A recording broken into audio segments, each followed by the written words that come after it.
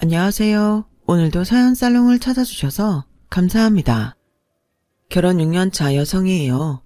사극을 보다 보면 평민과 천민들이 왕우장상의 씨가 따로 있냐며 봉기를 드는 내용이 종종 나오잖아요. 호랑이 담배 피는 시절 얘기라고 하겠지만 반상제도가 사라진 현대사회에서도 사회적 계급은 여전히 존재하는 것 같아요. 그 척도가 과거엔 가문이었다면 현재는 돈이라는 게 다를 뿐이죠. 거창하게 들릴지는 모르겠지만 저한테는 이 사회적 계급이 뼈아픈 상처로 남아있어요. 바로 제 시아버지 때문이죠.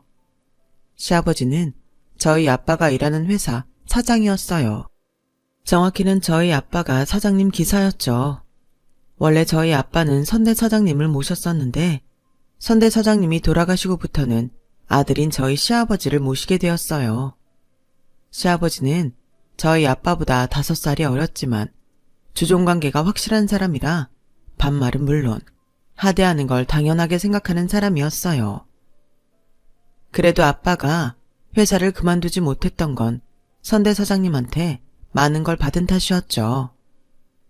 저희 외가에서 운전기사 노릇을 하는 사윗감이 못마땅해 결혼을 반대했을 때 선대 사장님이 직접 찾아가 설득해 주셨거든요.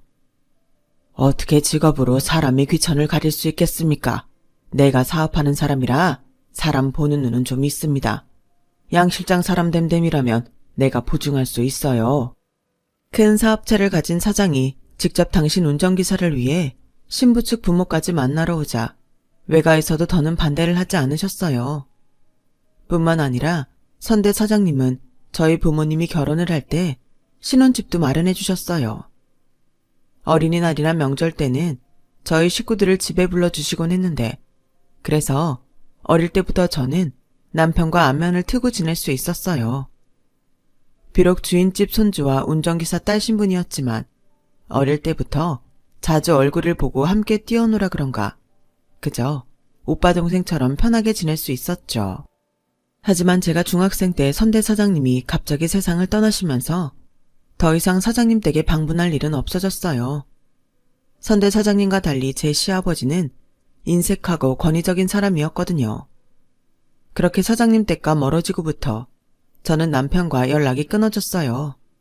그러다가 대학에 들어가서 다시 만나게 되었죠. 저는 신입생이었고 남편은 복학생 신분이었어요.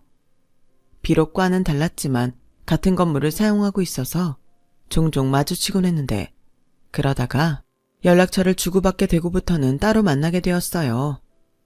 남편과 토익 공부도 같이 하고 동아리 활동도 같이 하면서 아는 오빠 동생에서 연인관계 비슷하게 발전하게 되었죠. 처음에 남편이 사귀자는 말을 했을 땐 좀 망설였어요. 아무리 세상이 달라졌다고는 해도 아빠가 모시는 분 아들과 운전기사 딸 사이에는 보이지 않는 신분 격차가 있었으니까요. 물론 결혼까지 염두하고 있었던 건 아니지만 그래도 사장님 댁에 알려지면 저희 아빠 일자리에도 영향이 있을 거라는 생각에 몸이 사려진 건 사실이었죠. 지금이 조선시대도 아니고 그딴 게 무슨 상관이야. 그리고 너희 아버님은 당연한 노동의 대가를 받고 계신 거야. 우리 아빠 눈치 볼 이유 없다고. 그건 오빠 생각이지. 막상 우리 집 상황이 되면 오빠도 그렇게 쉽게는 말 못할 거야. 남편과 사귀지 않으려고 몇 번이나 거절하고 돌아섰지만 남편을 많이 좋아했던 탓에 결국은 못 이기는 척 사귀게 되었어요. 그러면서도 마음 한구석엔 우리 관계가 어른들한테 알려지면 어떡하나 하는 걱정과 아빠에 대한 미안함이 있었죠. 저보다 2년 먼저 졸업한 남편은 아버님 회사가 아닌 다른 회사에 취직을 했는데 그 문제로 아버님과 언성을 높여가며 싸우기도 했다더군요. 어차피 나중에 물려받을 회사인데 굳이 남의 회사에서 고생할 필요가 있냐는 아버님과 내 실력으로 자립하겠다는 남편의 의지가 상충한 탓이었죠. 사실 남편은 아버님 회사 운영 방식이 마음에 들지 않았다고 했어요. 직원들을 똑같은 인격체로 대우했던 선대 사장님과 달리 아버님은 직원들을 주종관계에 입각해서 부리는 사람들로 인식하고 있었으니까요. 주제를 알아야지. 내 돈 받아먹으려면 그 값을 해야 할 거 아냐? 아버님이 입버릇처럼 하는 말을 어릴 때부터 보고 듣고 자란 탓에 자기 아버지가 어떤 사람인지 일찍부터 알고 있었던 거죠. 대학을 졸업한 저는 그해 취업을 하게 되었어요. 첫 출근을 앞두고 모처럼 집에서 쉬고 있었는데 아빠가 집으로 전화를 했더라고요. 충전하느라 휴대폰을 집에 두고 나가셨다며 회사로 가져다 달라고요. 사장님 외부 일정이 잡혀 있어서 자리를 비울 수가 없다더라고요. 그래서 부랴부랴 아빠 휴대폰을 챙겨 들고 회사로 갔어요. 그런데 아빠는 휴대폰을 건네받고는 서둘러 저를 돌려보내려고 하더라고요. 그 이유는 몇 분 뒤에 바로 알게 되었죠. 잠시 뒤 아버님이 비서와 함께 나오셨거든요. 아버님은 저희 아빠를 통해 제가 취업을 하게 됐다는 얘기를 들으셨는지 한마디 하셨어요. 취직했다며? 네 아빠가 너 공부 잘한다고 그러던데 우리 회사에 들어오지 그랬냐? 부녀가 한 직장에 다니면 좀 좋아? 그랬으면 내가 명절에 떡값이라도 몇 푼 더 얹어줬을 텐데 내가 또 내 밑에 부리는 것들한텐 인심이 후하잖아. 안 그래 양 기사? 세상에 직원들을 부리는 것들이라니. 거기다 저희 아빠를 부르는 호칭에도 순간 움찔했어요. 선대 사장님은 늘 저희 아빠를 회사 직급대로 양 실장이라고 불러주셨거든요. 그런데 아버님은 그동안 저희 아빠를 기사라고 불러왔던 모양이었어요. 아빠는 딸 앞에서 이런 대우를 받고 있는 걸 보여주기 싫어서 저를 빨리 보내려고 했던 거예요. 아빠는 내내 저와 눈도 마주치지 못하시고 굳은 표정으로 고개를 숙이고 계셨거든요. 호칭이 뭐가 중요하냐고 할지 모르겠지만 엄연히 직장 내 직급이 있는 건데 일부러 그렇게 부르는 건 저희가 있다고 밖엔 볼 수 없잖아요. 아무리 그래도 자신보다 나이도 많고 선대 사장님한테 예쁨을 받았던 저희 아빠를 깔아뭉개려는 의도가 다분해 보였어요. 정말 최악의 인간이었죠. 그날 저녁 남편과 영화를 보기 위해서 약속 장소로 나갔는데 남편 얼굴을 보자 낮에 봤던 아버님 행동이 떠올라 불쑥 화가 나더라고요. 유정아, 무슨 일 있었어? 왜 그렇게 날이 서 있어? 내가 뭐 잘못한 거 있니? 아무 일 없어. 그냥 짜증이 나서 그래. 남편한테 죄가 없다는 걸 아는데도 저도 한 집안의 딸이라 어쩔 수 없더라고요. 영화를 보고 저녁을 먹는 내내 뾰루퉁한 제 표정을 보고는 남편이 자꾸 무슨 일이 있었냐고 물었어요. 몇 번이나 묻는 통에 낮에 있었던 일을 말했죠. 그랬더니 한숨을 푹 쉬더라고요. 자기 부모지만 창피하다면서 대신 사과까지 하는데 더는 화도 못 냈어요. 그러던 어느 날이었어요. 퇴근 후 욕실에서 막 씻고 나왔는데 안방에서 부모님이 대화를 나누는 목소리가 들리더라고요. 아빠는 평소 집에서 밖에서 있었던 일 얘기를 잘 안 하시는데 그날은 웬일인지 엄마한테 사장님 댁 얘기를 하시더라고요. 아무래도 조만간 민호 결혼시키려나 봐. 오늘 선자리에 내보냈더라고. 민호야 뭐 지 아빠랑 다르게 바르고 착한 데다 직장도 번듯하니까 어디서도 안 빠지는 신랑감이지. 나한테도 얼마나 깍듯하게 잘하나 몰라. 나도 민호가 참 마음에 들더라고요. 사장님 아들만 아니면 우리 유정이 짝으로 탐날 정도로요. 남편이 손을 봤다는 말에 순간 가슴이 철렁했어요. 그동안 저한테 했던 말과 행동이 다 거짓말일지도 모른다는 생각에 배신감을 느꼈거든요. 그렇다고 당장 전화를 걸어 따질 수는 없었어요. 그랬다간 제가 더 비참해질 것 같았으니까요. 잠도 안 오고 눈만 멀뚱멀뚱 뜨고 자리에 누워 있었는데 남편한테 문자가 왔어요. 자니? 대답을 할까 말까 하다가 안 잔다고 단문을 했어요. 그랬더니 전화를 하더라고요. 집 앞이라고 잠깐 나오라는 거예요. 대충 가디건을 걸쳐 입고 나가 뾰루퉁한 목소리로 늦은 시간에 왜 왔냐고 따지듯 물었더니 아무래도 네가 알아야 할 것 같아서 전화했어. 내용인즉 오늘 아버님 전화를 받고 저녁 식사 장소에 나갔는데 알고 보니 자신 모르게 추진된 선자리였다는 거예요. 혹시 이 일로 제가 마음이 상할까봐 전화를 했다더군요. 그 말을 들으니 혼자 오해하고 화를 냈던 행동이 창피했어요. 그러면서 한편으로는 이제 끝낼 때가 왔다는 걸 직감하게 됐죠. 원래 연애는 했어도 결혼까지 꿈꿀 수는 없는 관계니까요. 그런데 남편이 안주머니에서 반지 케이스를 꺼내 내밀며 그러는 거예요. 요정아, 우리 결혼하자. 뜻밖의 청혼에 제가 벙찐 표정이 되자 남편이 제 손에 반지를 끼워주었어요. 머리로는 이 반지를 받으면 안 된다고 생각했지만 가슴으로는 반지를 빼고 싶지 않더라고요. 그래서 반지만 내려다보고 있었더니 너만 괜찮다면 부모님들께 우리가 교제해 왔다는 거 말씀드리는 게 좋을 것 같아. 결혼 허락도 받고 말이야.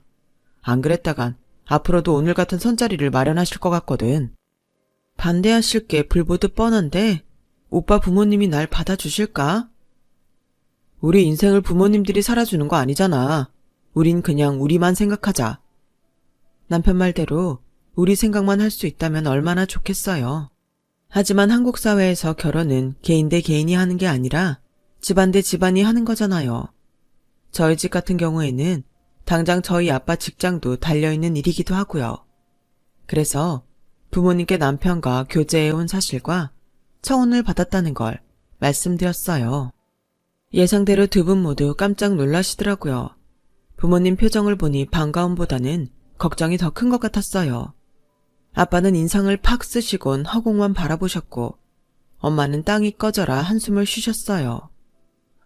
아, 너 어쩌려고 그래? 그 댁에서 순순히 널 받아주겠니? 게다가 네 아빠 회사는 어쩌고.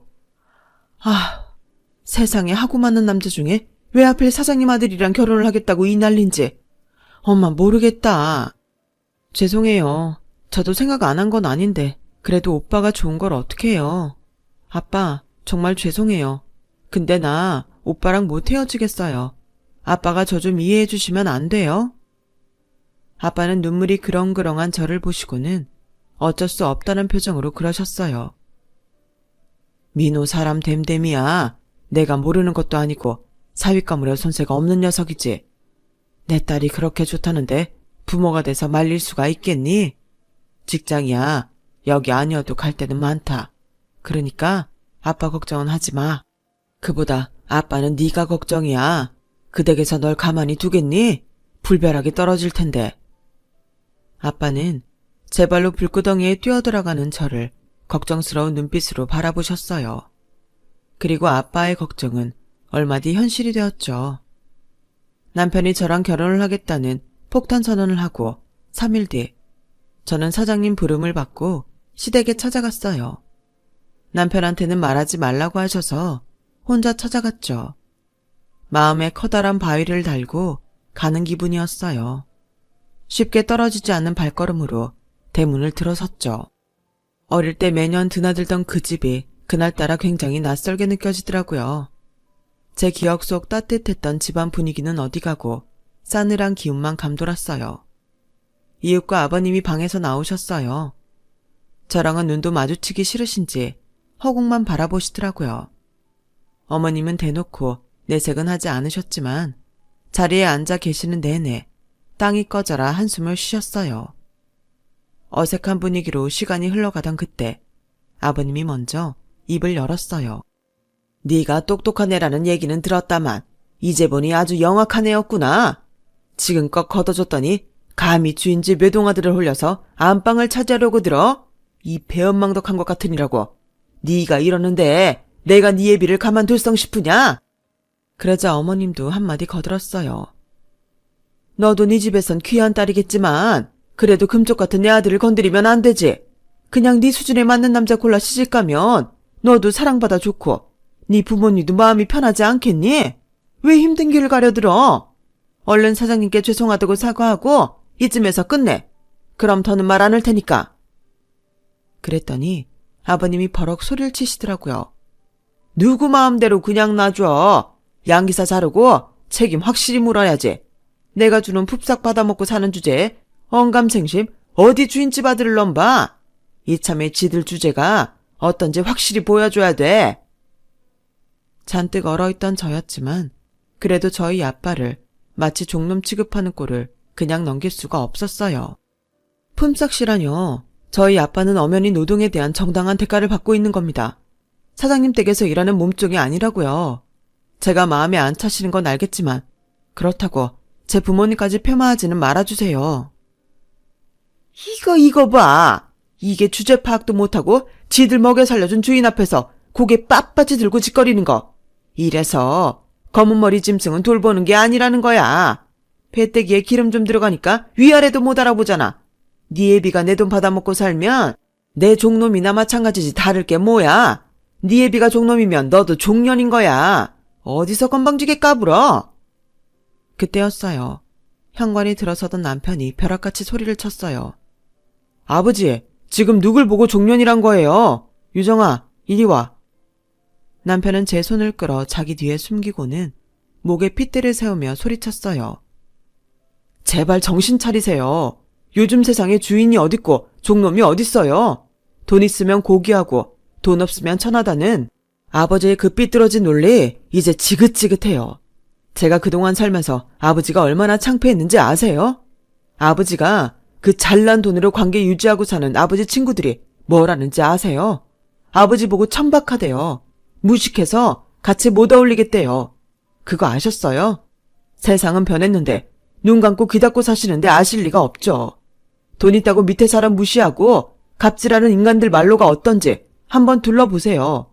그게 아버지 미래가 될 테니까. 저 아버지 동의 없이 결혼할 수 있는 성인이에요. 그러니까 제 결혼에 껴들지 마시라고요. 이놈의 자식, 너 지금 애비한테 무슨 말버릇이야. 네 결혼에 상관 말라는 건 네가 내 아들이길 포기하겠다는 뜻이냐? 내 돈 없이 네가 살 수나 있어? 네, 그럴 생각입니다. 저요, 제 힘으로 충분히 살 수 있어요. 그러니까 아들 하나 없는 셈 치세요. 남편은 제 손을 끌고 밖으로 나갔어요. 남편 손에 끌려 나가다 보니 어머님은 바닥에 주저앉아 통곡을 하시더라고요. 남편은 저를 집에 데려다주는 차 안에서 아무 말도 하지 않았어요. 저 역시 저 때문에 사단이 난 것 같아서 아무 말도 못하고 눈치만 보고 있었죠. 한참 말이 없던 남편은 열이 조금 식었는지 그러더군요. 앞으로는 우리 집에서 연락 와도 절대 나가지 마. 그리고 씩 올리기 전에 혼인신고부터 하자. 그래야 우리 부모님도 포기를 하시지. 그래도 그렇지 어떻게 그래. 오빠를 부모랑 갈라놓고 나보고 마음 편히 살라고? 내가 어떻게 그러냐고. 오빠라면 나한테 그럴 수 있겠어? 어쩔 수 없어. 한 번은 일어날 일이었다고. 그러니까 아닌 건 포기하고 지금은 우리 생각만 하자. 그 일이 있고 얼마 뒤 남편은 저희 집에 찾아왔어요. 죄송합니다. 하지만 저 유정이랑 못 헤어집니다. 양가 부모님 축복받으며 결혼하는 게 맞겠지만 현재로선 그건 불가능할 것 같아요. 그래도 저 유정이 행복하게 해줄 자신 있습니다. 그럴 능력도 되고요. 그러니까 결혼 허락해 주세요. 저희 부모님은 불편한 기색이 역력하셨지만 그래도 저를 포기하지 못하겠다는 남편의 단호한 모습에 조금은 안도하시는 것 같았어요. 앞으로 벌어질 일이 불보듯 뻔했지만 그래도 제 손을 놓지 않고 묵묵히 제 바람막이가 되어주는 사위를 보니 안타까우면서도 고마우셨나 봐요. 그렇게 저희는 시댁 허락도 없이 먼저 혼인신고부터 하게 됐어요. 집이 구해지는 대로 바로 살림을 합치기로 했고요. 뒤늦게 그 사실을 안 어머님은 별 수 없다는 듯 저희 엄마를 불러 애들 결혼 준비하는 데 써달라며 돈을 주고 가셨어요. 저희한테는 비밀로 해달라고 하시면서요. 유정엄마도 알죠? 자식 이기는 부모가 어딨겠어. 상황이 껄끄럽긴 하지만 그래도 우리가 인연은 인연인가 봐. 부모 영 끊고 나간 놈이 장인 장모 사랑은 받아야 덜 외롭지 않겠어요? 그러니 우리 아들 잘 부탁해요. 그리고 그날 저한테 심한 말 한 거 미안하다시며 마음에 담지 않았으면 좋겠다고 하셨어요. 어머님과 달리 아버님은 저희 아빠를 불러 협박에 가까운 폭언을 하셨고 아빠가 사직서를 내밀자 그 자리에서 푹푹 찢어버리셨어요. 네 딸내미 앞세워 내 새끼 훔쳐가 놓고 이깟 사직서 한 장 뒤밀면 다야. 누구 맘대로 그만둬. 난 사표 수리 못해. 그리고 혼인신고까지 한 마당에 뭘 더 어쩌겠어. 이 결혼 내가 허락하지. 대신 내 아들 결혼 대충 해서 치울 생각은 마. 결혼식은 정식으로 제대로 하고 넘어갈 거니까. 그렇게 아버님은 결혼을 허락하셨어요. 생각지도 못한 아버님의 결혼 허락 소식을 듣고 저도 남편도 얼떨떨했어요. 그때까지만 해도 뒤에 감춰진 아버님 속을 몰랐으니까요. 우여곡절 속에 상견례가 시작됐고 아버님은 그제야 검은 속을 드러냈어요.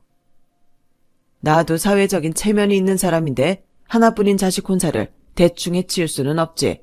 집은 내가 해줄 테니까 양기사도 혼수는 제대로 해서 보내. 대충 때울 생각하지 마. 내가 이 결혼 많이 참아주는 거니까.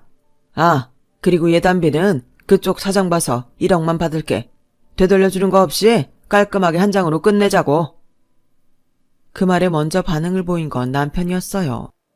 아버지, 예단비 1억이 말이 돼요. 그런 경우가 어딨어요.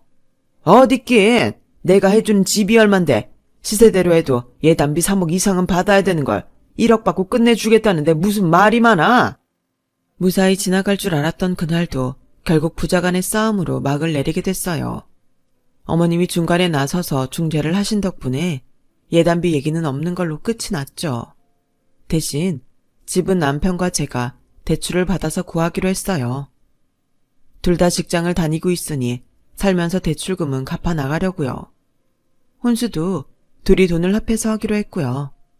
아버님은 주변에 눈치가 보이니 결혼식만이라도 호텔에서 올리라고 하셨지만 예산 문제도 그렇고 갑자기 식장을 구할 길이 없어서 성북동 한정식집 야외에서 가족들만 모시고 스몰 웨딩으로 하기로 했어요.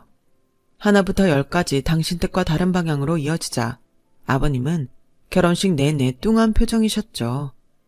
그래도 이 정도로 끝난 게 어디냐며 저랑 남편은 안도했어요. 그런데 끝난 게 아니더라고요. 신혼여행에서 돌아와 보니 아빠가 출근을 않고 집에 계시는 거예요. 엄마 말로는 아무래도 사돈 회사에 다니는 게 불편해서 새 직장을 알아보고 있다고 하셨어요. 저도 아빠가 더는 아버님 밑에서 고생하시지 않았으면 했었기에 다행이다 싶었죠. 엄마, 차라리 아빠랑 가게를 하는 건 어때? 퇴직금 받은 걸로 프랜차이즈 카페를 차려도 좋을 것 같은데. 아니면 치킨집은 어때? 취직보다는 창업을 권하는 제 말에 엄마는 이 나이에 무슨 장사냐며 한사코 거절하셨어요. 그리고 그 이유는 얼마 지나지 않아 밝혀졌죠. 뭐? 아빠가 땅을 샀다고? 무슨 돈으로? 네 아빠 퇴직금으로 샀다더라. 나한텐 한마디 상의도 없이 말이다. 땅 판 사람이 그러는데 이게 노른자 땅이라고 했다나? 금세 땅값이 오를 거라 그랬대. 평생 노동은 신성한 거라며 돈은 일해서 벌어야 한다고 복권 한 장 안 사던 아빠가 땅을 샀다는 말에 이해가 안 갔어요. 그래서 남편한테 그 얘기를 했더니 고개를 갸웃거리며 그러더라고요. 금세 오를 땅이면 땅 주인이 왜 팔아? 자기가 돈 벌 수 있는데. 이거 냄새가 좀 나는데? 한번 알아볼까? 돈 되는 땅이라면 어떤 용도로 설정돼 있는지부터 알아봐야겠어. 용지에 따라 땅값이 오를 가망성이 보이니까. 남편은 일단 땅 용도부터 알아보자며 인터넷 검색창에 토지이용계획원이라고 쳤어요. 그 사이트에 들어가 주소를 입력하면 그 땅에 대한 정보가 나온다고요. 그렇게 엄마가 불러준 주소대로 쳐봤더니 맙소사 아무짝에도 쓸모없는 맹지더라고요. 게다가 1억이나 주고 샀다는 땅의 실제 가격은 1,000만 원도 안 되더라고요. 완전 사기를 당한 거였죠. 안 그래도 미심쩍긴 했지만 이건 너무 심해서 속이 부글부글 끓더라고요. 그래서 그 길로 남편이랑 친정으로 달려갔어요. 아빠, 그 땅 아빠한테 판 사람이 누구예요? 누구길래 그런 똥땅을 1억이나 받고 팔았냐고요. 아빠는 그럴 리 없다면서 곧 개발이 시작될 거고 금세 땅값이 오를 거라고 걱정 말라고 하시는 거예요. 그러자 참다 못한 남편이 태블릿을 들이밀며 저희가 찾은 정보를 보여드렸어요. 그런데도 아빠는 괜찮다며 손사래를 찌시더라고요. 옆에서 모든 얘기를 들은 엄마는 사색이 돼 있는데 말이죠. 그리고 순간 엄마 입에서 땅을 판 인간의 이름이 나왔어요. 바로 저희 시아버지더라고요. 예단비 1억을 못 주겠으면 퇴직금으로 자기 땅이라도 사라고 했다더군요. 뻔히 돈 안 되는 땅인 거 알면서도 어떻게든 엿먹일 요량으로 그런 짓을 벌인 거였죠. 그렇게 당신이 온전히 받아야 할 퇴직금을 날린 아빠는 엄마한테 거짓말을 했던 거예요. 노른자 땅이라고 말이죠. 그날 바로 남편과 저는 시댁에 찾아가 돈을 돌려달라고 말씀드렸지만 아버님은 끝까지 거절을 하셨어요. 은혜도 모르고 기어오르는 종놈은 몽둥이가 약인데 매질은 할 수 없으니 별 수 있냐? 돈으로 때려야지. 이게 다 자업자득이야. 탓하려거든 못난 네 예비를 탓해라. 되지도 않은 망발을 늘어놓는 아버님을 보자 더는 용서가 안 되더라고요. 종놈이요? 그럼 아버님은 뭔데요? 설마 주인집 대감이라고 생각하는 건 아니죠? 그런 거라면 꿈 깨세요. 제 눈에 아버님은요, 세상에서 제일 비루하고 천박한 사람이니까요. 아버님 친구 없죠? 그 잘난 돈 없으면 밥 한 끼 술 한 잔 사줄 친구 없죠? 그러니 그렇게 돈에 집착하고 사는 거겠죠. 돈이 아니면 아무도 아버님을 사람 대접 안 해주니까요. 네, 그 대단한 돈 죽을 때까지 꼭 끼고 사세요. 그래야 사는 동안 인간인 척은 하고 살 수 있을 테니까요. 뭐, 그 돈이 아버님한테 나는 똥꾸렁내까지 감춰줄지는 모르겠지만요. 뭐야? 이 배은망덕한 년이 어디서 함부로 짓거려? 저 말 안 끝났어요. 전요, 제 남편이 정말 대단한 사람인 것 같아요. 아버님처럼 개떡 같은 부모 밑에서도 아버님 닮지 않고 제대로 자랐으니까요. 그 1억 잘 쳐드세요. 그게 자식이랑 손주 며느리 영 끊는 위자료니까요. 저요, 이제 이 집에 발 안 들여요. 제 남편도 이 집에 절대 안 보낼 거예요. 손주요, 머리카락 한 가닥도 볼 생각 마세요. 절대 안 보여줄 거니까. 오빠, 나 그 1억 돌려받을 생각 없으니까 우리 그만 가자. 그렇게 저는 남편을 데리고 시댁을 나왔어요. 그리고는 5년이 지난 지금까지도 시댁과는 연을 끊고 살고 있어요. 중간에 아버님 회사가 어려워졌다는 소식은 전해 들었지만 남편도 저도 한 귀로 흘려버렸어요. 더는 저희랑 상관없는 일이니까요. 그 사이 저는 예쁜 딸을 낳아서 현재 2돌이 지났어요. 딸아이 애교에 남편은 딸바보가 되었죠. 소녀딸 재롱에 저희 친정 부모님도 얼굴에서 웃음이 떠나지 않더라고요. 이게 사는 재미다 싶을 정도로 행복한 나날이 이어졌어요. 그리고 생각지도 못한 희소식도 들렸어요. 아빠가 속아서 산 그 땅이 정말 노른자 땅이 되어버렸다는 소식이었죠. 예전엔 10년이면 강산이 변한다고 했지만 요즘은 강산을 변화시키는 데는 5년이면 충분하다고 하더니 그 말 맞다나 아빠 땅에 아파트가 들어서게 되었지 뭐예요. 그 덕에 아빠는 엄청난 시세차를 남기고 땅을 팔 수 있었어요. 그 돈은 노후자금으로 고스란히 은행에 넣어두었고 그중 일부를 떼어서 수입차를 사셨어요. 이게 웬 사치냐고 하시겠지만 평생 남의 차만 몰고 사신 아빠한테 당신만을 위한 차는 꽤 의미가 있는 거잖아요. 그래서 엄마가 먼저 그 차를 사자고 하셨대요. 열심히 일한 아빠한테 주는 선물로요. 아빠가 차를 받은 그날 온 가족이 차를 타고 드라이브를 떠났어요. 수십 년간 남의 차를 몰며 달렸던 그 길을 아빠 차를 타고 달려보자고 제가 제안을 했거든요. 그렇게 차를 타고 달리다 보니 시댁 근처까지 오게 되었고 꿈에도 보고 싶지 않았던 시아버지랑 마주치게 된 거예요. 시아버지는 저희 차를 쓱 보시더니 어디 기사로 취직한 모양이구만. 하긴 종놈 기질이 어디 가나. 근데 주인집 차를 함부로 타고 다녀도 돼? 설마 내 밑에서 기사 노릇할 때도 이러고 다녔던 거 아니야? 그 말에 발끈한 엄마는 소리쳤어요. 누가 기사 노릇을 해요? 이거 우리 차예요. 그쪽이 1억에 넘긴 똥땅이 하루아침에 노른자 땅이 돼서 이 차도 사고 죽을 때까지 일 안 하고 먹고 살게 됐네요. 엄마의 말에 시아버지는 눈을 부릅뜨더니 뒷목을 잡았어요. 그런 시아버지를 뒤로하고 우리 가족은 쌩하니 달려나왔죠. 그날 일을 생각하면 아직도 입술이 춤을 출 정도로 통쾌해요. 물론 남편을 생각하면 씁쓸하긴 하지만요. 그래도 자신이 지은 죄는 스스로 갚아야 하는 거니까 아직은 아버님이 인생의 쓴맛을 더 보셨으면 하는 생각입니다. 대신 남편은 제가 많이 아껴주려고요. 지금까지 제 사연을 들어주셔서 감사합니다. 건강이 최고죠. 항상 건강하시고 복 많이 받으세요. 여러분, 사연 댓글에 응원과 현명한 조언 부탁드려요. 좋아요와 구독은 저에게 큰 힘이 됩니다. 오늘도 좋은 일 가득하세요.